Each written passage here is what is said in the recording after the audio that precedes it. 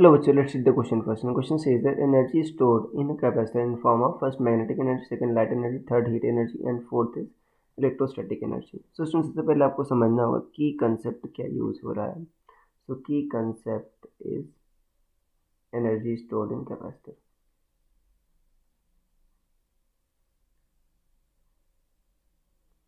Energy stored in capacitor.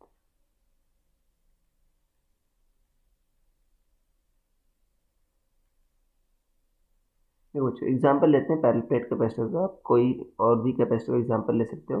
मान लो parallel plate capacitor है, इस पर बच्चों आपने क्यू चार्ज दिया तो इस पर क्या आता है आपका माइनस क्यू चार्ज आता है. मतलब यहाँ पर पॉजिटिव चार्ज, यहाँ पर आपका निगेटिव चार्ज.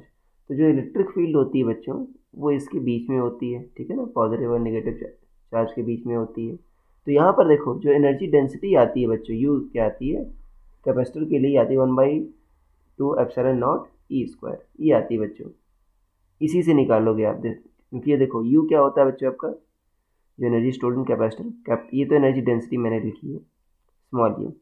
कहता है हाफ सी वी स्क्वायर. सी क्या होता है बच्चों आपका epsilon not a by D.